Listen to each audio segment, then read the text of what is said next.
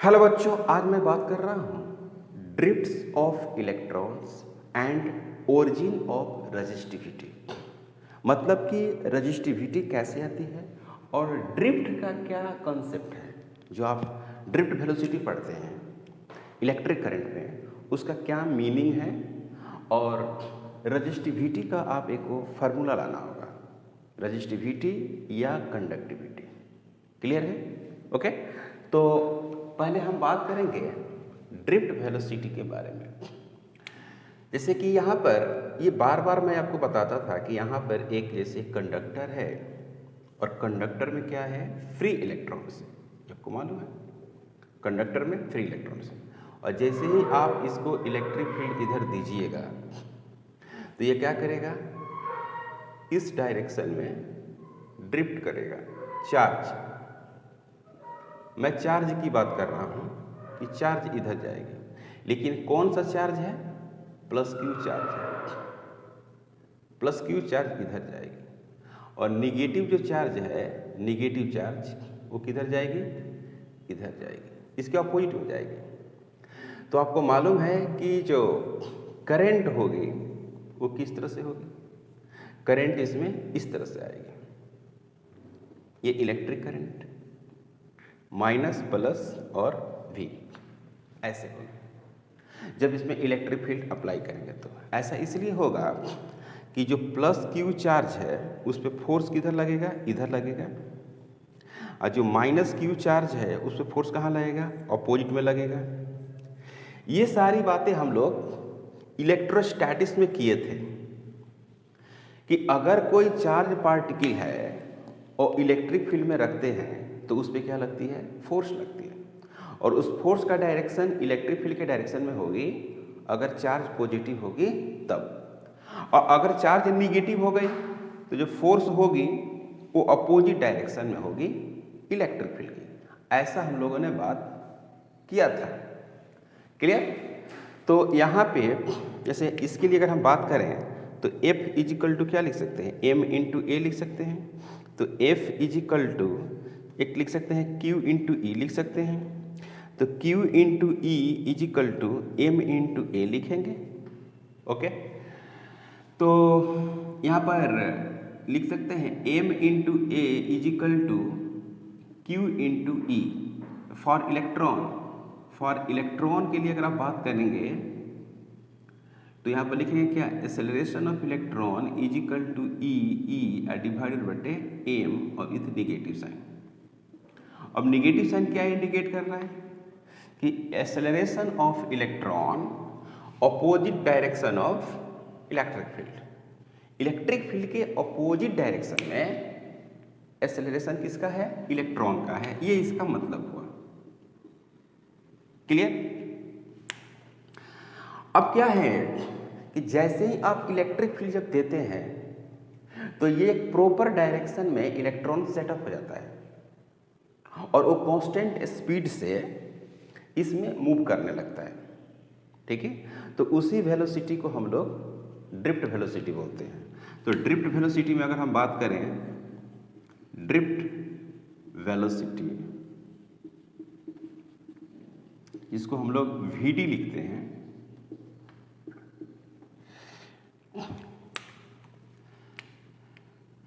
Average velocity of electron, velocity of electron when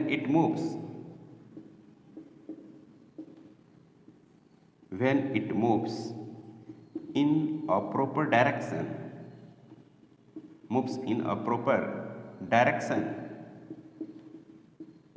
during application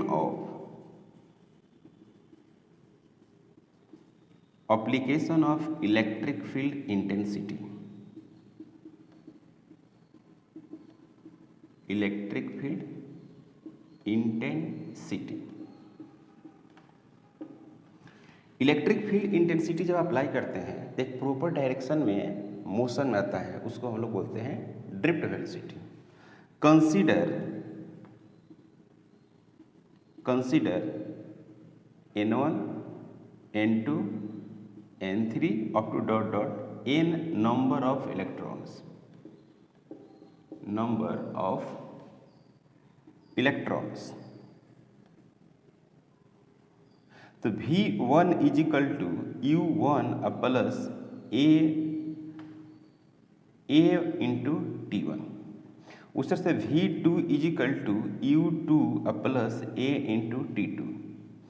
dot dot dot dot dot dot इस तरह से, और यहाँ पर लिखेंगे क्या, Vn equal to Un plus A into Tn। अब A क्या है यहाँ पर, कांस्टेंट है, ये है कांस्टेंट एक्सेलरेशन, इसीलिए इसका अलग अलग नाम नहीं दिए। समझ में आई बात। इनिशियल वेलोसिटी को U1 लिख दिया हूँ पहला इलेक्ट्रॉन का, और उसका वेलोसिटी फाइनल जो है वो V1 लिख दिया हूँ पहला इलेक्ट्रॉन का, और टाइम जो है मैंने T1 लिखा है। ये जो टाइम है वो सक्सेसिव टाइम है जब दो इलेक्ट्रॉन्स कोलाइड करते हैं। मतलब आप कह सकते हैं कि average time between two successive collisions, जो इलेक्ट्रॉन का कोलिजन्स हो रहा है तो उसके बीच जो एक एवरेज टाइम है उसको माना गया है T1। तो दो इलेक्ट्रॉन आपस में जब टकराएंगे तो उनका एक T1 हो गया, फिर अगला दो इलेक्ट्रॉन आपस में टकराएंगे तो उसका T2 हो गया, फिर नेक्स्ट जो n इलेक्ट्रॉन टकरा रहे हैं तो उनका अपना Tn मान लिया, और ये V1 V2 वेलोसिटी मान लिया। ओके, तो अब फिर से एक डायग्राम बनाते हैं और उसको जरा समझने की कोशिश करेंगे। पहला डायग्राम जो है बिना इलेक्ट्रिक फील्ड का है, मतलब कि आपने उसमें इलेक्ट्रिक फील्ड अप्लाई ही नहीं किया। नहीं समझे बात को। जैसे अपना इधर इधर इलेक्ट्रिक फील्ड,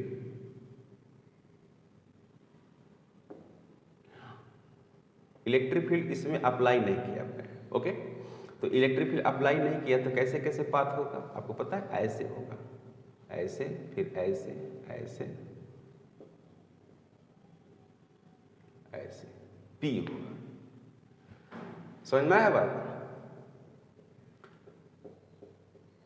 ऐसे है कि इसमें इलेक्ट्रिक फील्ड नहीं दिए गए हैं।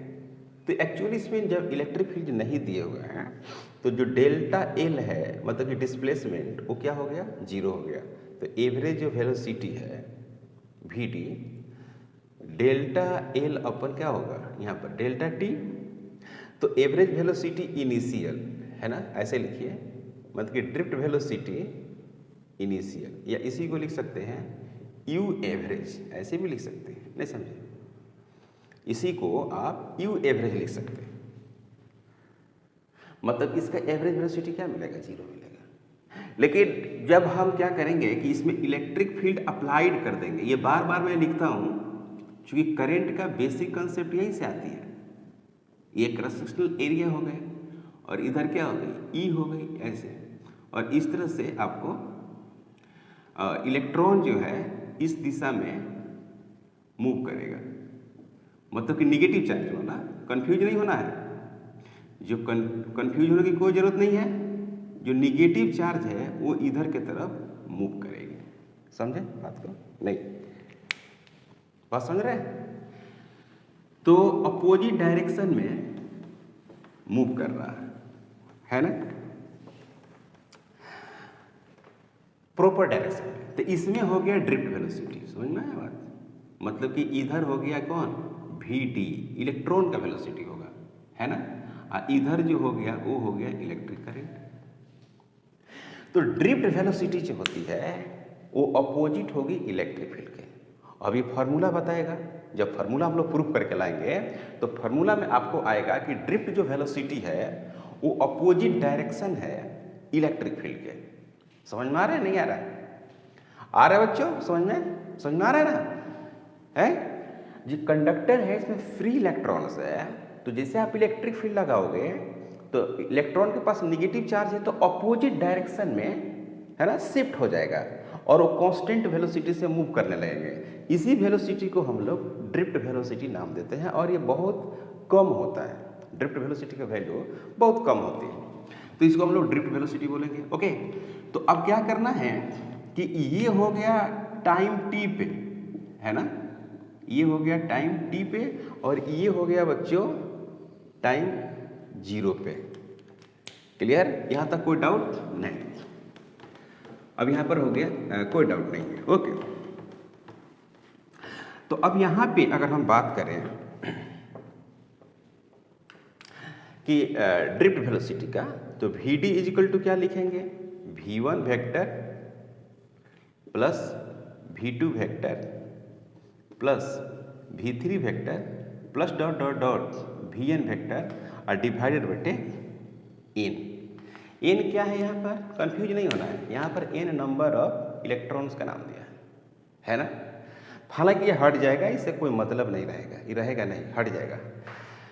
तो अब क्या लिखते हैं, V D vector is equal to U vector plus A t1, है ना, plus u2 vector plus a और t2 plus dot dot dot un vector plus a और tn और डिवाइडेड बटे क्या हो जाएगा n। तो इसको एक लाइन और लिख सकते हैं, V D is equal to u1 फिर u2 up to dot dot dot और यहाँ पर क्या लिखेंगे un और डिवाइडेड बटे n, ये एक हो गया।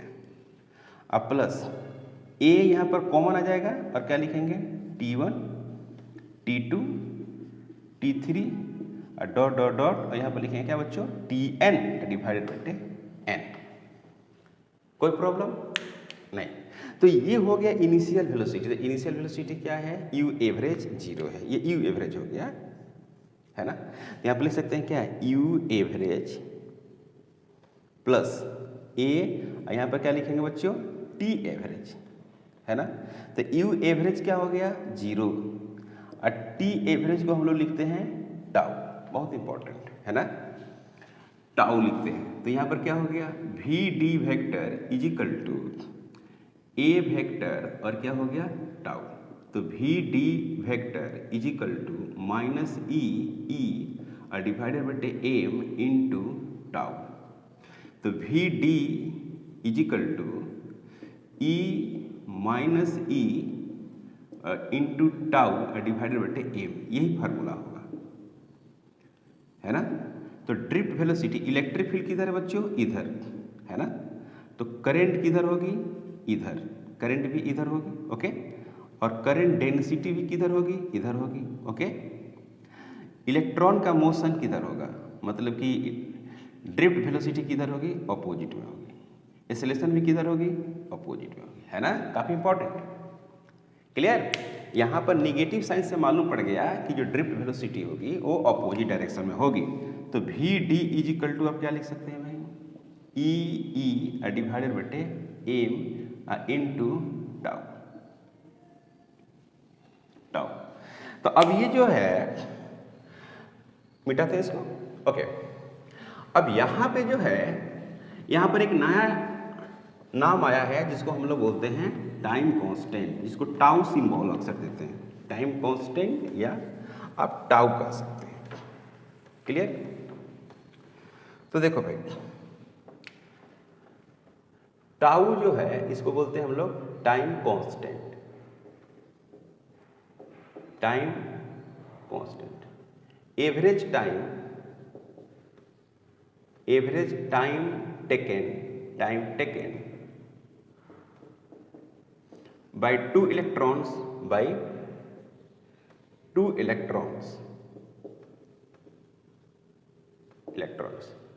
depends on material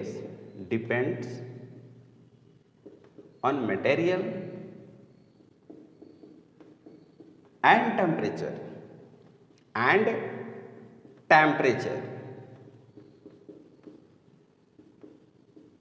ये मटेरियल पर डिपेंड करती है और टेम्परेचर पर डिपेंड करती है। जाहिर सी बात है कि अलग अलग मटेरियल होगा तो उसको कोलाइड होने का जो समय होगा, इलेक्ट्रॉन्स की जो कोलाइड होने का जो समय होगा वो बिल्कुल ही अलग होगा, इसमें कोई डाउट नहीं है। तो टाउ को हम लोग ऐसे भी कैलकुलेट करते हैं, T1 T2 अपना इसे दिया रहेगा, जितना तक उसको जोड़कर और n से क्या करेंगे, n नंबर है, इससे हम लोग डिवाइड करेंगे। दूसरी बात टाउ के बारे में, when temperature of material increase, when temperature of material increase, then time constant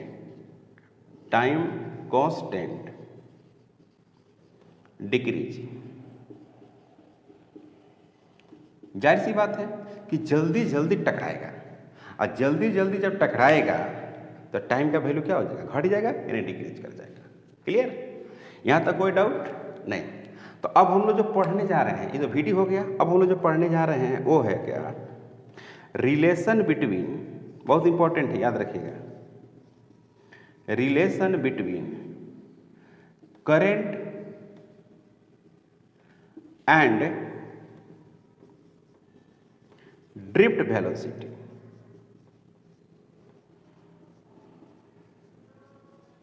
drift velocity and current में रिलेशन, तो सब लिखते हैं, मैं यहाँ पर Vd इज इक्वल टू क्या होती है, तो ड्रिफ्ट वेलोसिटी होती है,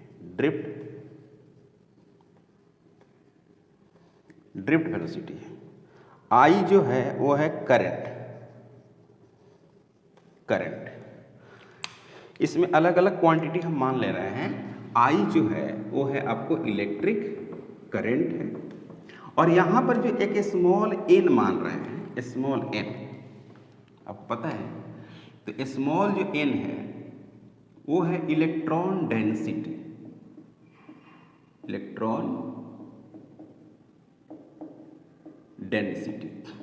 मतलब कि नंबर ऑफ इलेक्ट्रॉन्स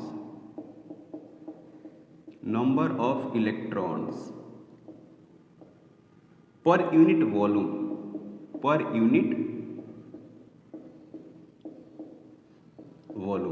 कंडक्टर के लिए जो इलेक्ट्रॉन डेंसिटी होती है वो लगभग 10⁻28 इलेक्ट्रॉन्स पर मीटर क्यूब ऐसा होती है कि नहीं। n is equal to 10⁻28 electrons पर मीटर क्यूब, ऐसा लिखा गया है। ओके, कैपिटल जो n है उसको लिख रहा है क्या, नंबर ऑफ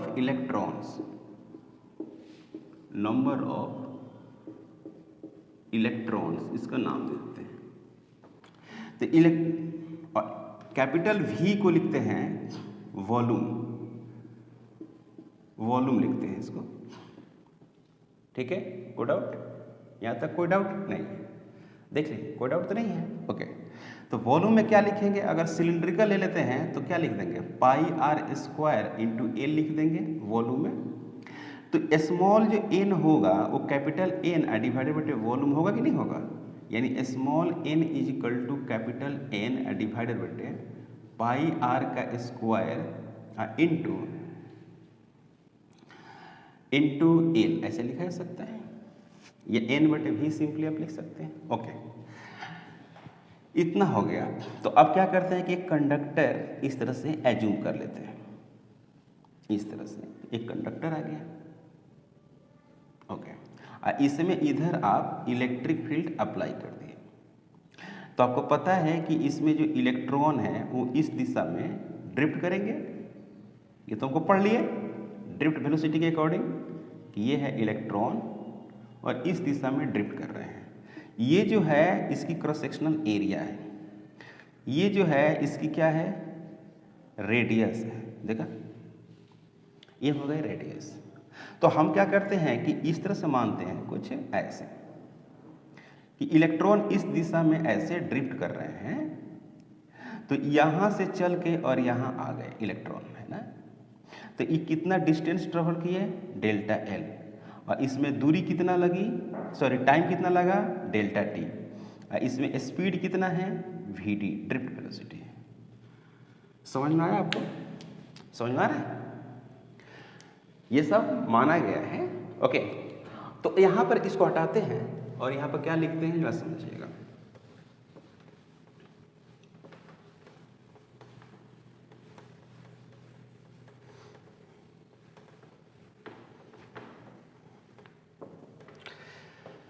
अब क्या है यहाँ पर है कि अगर हम वी डी बराबर लिख दें ऐसे, V D is equal to, तो क्या लिखना पड़ेगा, delta L divided by delta T, ऐसे लिखना होगा, है ना। क्या लिखना होगा भाई, delta L into delta T, ऐसे लिखना होगा। कोई डाउट, यहाँ तक कोई डाउट नहीं, okay. V D equal to इतना लिखेंगे, तो डेल्टा जो एल है उसको क्या लिखेंगे, वी डी इंटू क्या लिखेंगे, डेल्टा टी, ऐसे भी लिख सकते हैं। वी डी का मतलब आप समझते हैं, वी डी बराबर आप लिखते हैं e divided by m into tau. Magnitude रखा हूँ मैं क्या रखा, मैग्नीट्यूड रख लिया। तो यहाँ पर क्या लिखेंगे, delta L equal to E divided by M. अच्छा, पहले तो ड्रिफ्ट वेलोसिटी अभी नहीं करिए ना, ड्रिफ्ट वेलोसिटी में ही रिलेशन पहले निकाल लीजिए, उसके बाद करंट और ड्रिफ्ट वेलोसिटी में निकाल लेते हैं, उसके बाद आगे बढ़ेंगे उसको। ये हो गया। अब क्या है कि इसमें कितना इलेक्ट्रॉन्स होंगे, इसमें तो इसमें कितने इलेक्ट्रॉन्स होंगे, तो ऐसे लिखेंगे इलेक्ट्रॉन की संख्या small n is equal to number of electron divided by volume, ऐसे लिखेंगे, ऐसे वॉल्यूम लिख देंगे। कोई डाउट नहीं। तो capital N is equal to जो लिखेंगे स्मॉल n इंटू वॉल्यूम लिखेंगे। और एक आप समझते ही होंगे, ये डेल्टा क्यू चार्ज होगा, तो डेल्टा क्यू बराबर क्या होगा, n इंटू स्मॉल, ये आपको मालूम है, ये आपको मालूम है ना, ठीक है, ओके। तो ई हो गया आपका, इस तरह से वैल्यू लिख दिया, ओके। अब यहाँ पर क्या कर देंगे, यहाँ पर आप लिखेंगे n का मतलब यहाँ पर लिखेंगे ये वाला वैल्यूज लिखेंगे, तो small n into volume into क्या लिखेंगे, ई लिखेंगे, ऐसे लिख देंगे। तो अब क्या है कि यहाँ पर स्मॉल वॉल्यूम, तो इस वॉल्यूम में कितना आपको क्या मिला,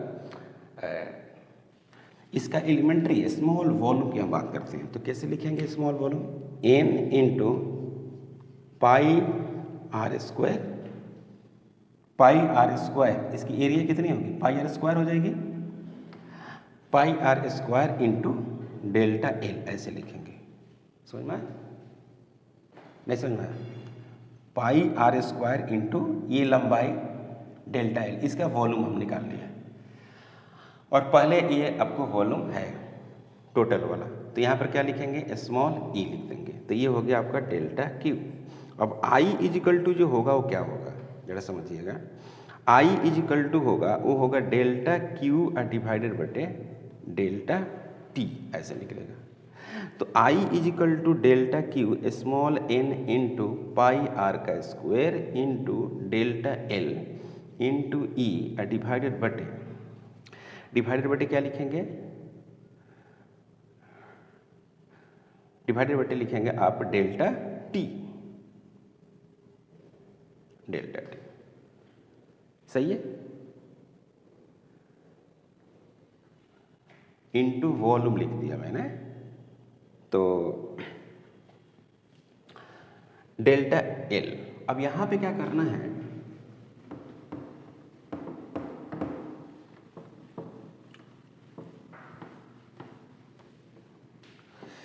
तो ये आ गया आपको क्या, I is equal to n into pi are का square into E into delta L upon delta T.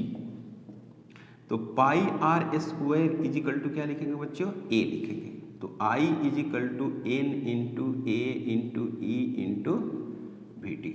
ये बहुत इंपॉर्टेंट रिलेशन है, समझे बात को नहीं, ये जो रिजल्ट है वो काफ़ी इंपॉर्टेंट है। कौन क्या है, आई इलेक्ट्रिक करंट, स्मॉल n जो है इलेक्ट्रॉन डेंसिटी, ए क्रॉस सेक्शनल एरिया, ई इलेक्ट्रॉनिक चार्ज, और वी डी जो है आपको ड्रिफ्ट वेलोसिटी। यहाँ तक कोई डाउट तो नहीं है, कोई प्रॉब्लम नहीं, ओके। यहाँ पर आप देख सकते हैं कि ये तो हमने कैलकुलेट कर दिया, इसमें तो कोई डाउट नहीं है। स्मॉल n बराबर कैपिटल N बटे वॉल्यूम कर दिया, कैपिटल N बराबर स्मॉल n इंटू वॉल्यूम कर दिया, तो डेल्टा क्यू एन ही होता है। यहाँ पर एन नंबर ऑफ इलेक्ट्रॉन्स है, ई इलेक्ट्रॉनिक चार्ज है। तो यहाँ पर क्या लिखें, कैपिटल एन का वैल्यू ये लिख दिया मैंने। ओके, अब यहाँ पर डेल्टा क्यू लिखा है, स्मॉल एन लिख दिया। अब वॉल्यूम में क्या लिखेंगे, pi are square cross sectional area into लंबाई। तो लंबाई क्या है, डेल्टा एल है छोटा सा, स्मॉल ई। तो I is equal to delta Q पर delta T, I is equal to N into pi are square into delta L into E बटे डेल्टा टी। तो यहाँ पर लिखेंगे क्या, I equal to N pi are square, इस तरह से सजा देंगे, और एरिया हो गया पाई आर स्क्वायर, और ये ड्रिफ्ट वेलोसिटी हो गया। ओके, अब क्या है, now current density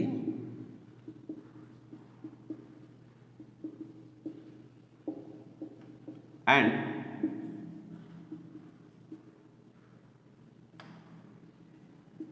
drift velocity. Current density and drift velocity तो आपको पता ही है कि आई है यहाँ पर, है ना। यहाँ पर ए कर दें, आई बटे ए कर दें, और एन ए ई और क्या लिख दें, वी डी डिवाइड बटे क्या कर दें, ए।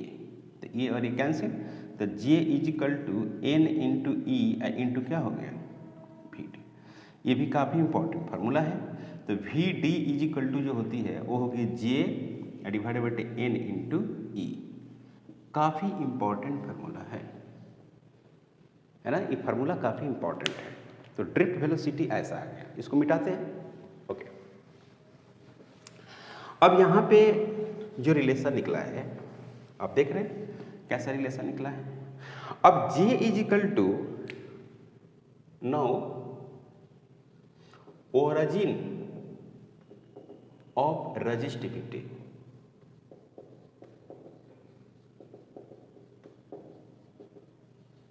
नाउ ओरिजिन ऑफ रेजिस्टिविटी में लिखेंगे J is equal to N into E, और लिखेंगे क्या यहाँ पर, वी डी। और वी डी बराबर जो लिखेंगे वो लिखेंगे ई टाउ डिवाइड बटे एम। तो J इज इक्वल टू आया एन ई, इसको लिखेंगे ई टाउ डिवाइड बटे कितना, एम। तो यहाँ पर लिखेंगे एन ई का स्क्वायर ई टाउ, है ना, डिवाइडेड बटे एम। तो यहाँ पर लिखेंगे एन ई का स्क्वायर फिर टाउ डिवाइडेड बटे एम इंटू ई और इक्वल टू जे। ये काफ़ी इंपॉर्टेंट कंसेप्ट है, ये जो कंसेप्ट है वो काफ़ी इंपॉर्टेंट है। G is equal to N E square tau into E divided बटे एम। ये काफ़ी इंपॉर्टेंट है। एन क्या है, इलेक्ट्रॉन डेंसिटी है, और ये किस बात पर डिपेंड करेगी, किस तरह का मटेरियल, कौन सी मटेरियल आप यूज किया है। इलेक्ट्रॉन डेंसिटी किस बात पर डिपेंड करेगी कि आप कैसा मटेरियल इस्तेमाल किया है। ई क्या हो गया, कांस्टेंट, ये भी क्या हो गया, कांस्टेंट, और एक है टाउ, टाइम कांस्टेंट, ये भी मटेरियल पर डिपेंड करती है, और मास ऑफ इलेक्ट्रॉन ये कांस्टेंट है। तो ये सभी जो क्वांटिटी है, ये सभी क्वांटिटी ये कांस्टेंट है ना। तो ये कांस्टेंट क्वांटिटी अगर इसके हम बारे में लिखें तो कैसा होगा, जरा समझिएगा।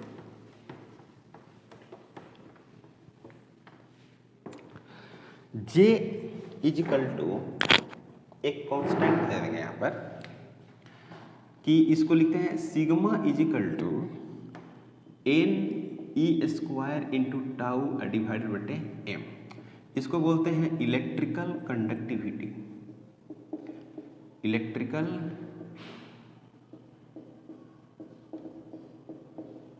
कंडक्टिविटी इसका नाम है। ओके, कांस्टेंट वैल्यू चाहिए, कांस्टेंट है, ओनली डिपेंड्स ऑन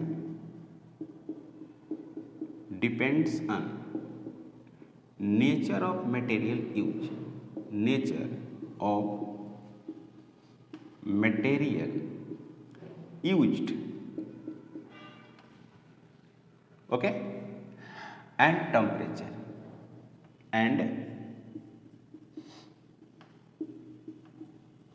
और टेम्परेचर पर डिपेंड करती है। दूसरा, डज नॉट डिपेंड्स ऑन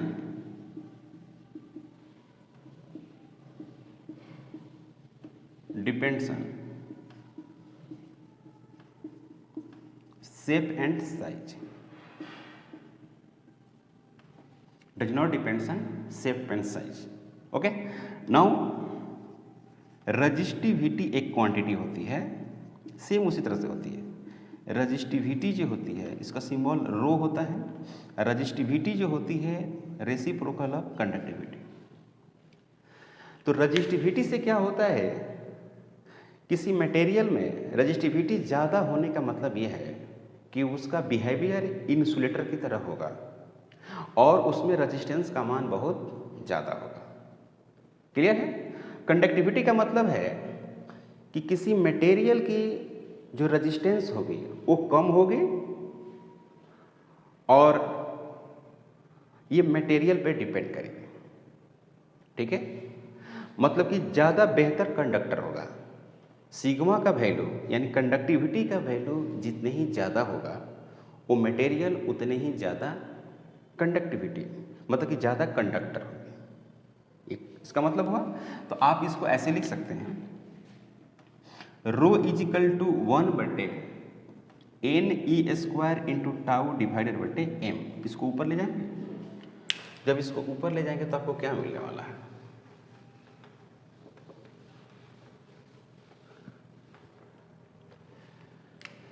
तो sigma is equal to m divided बटे NE² इंटू टाउ, यही है रजिस्टिविटी।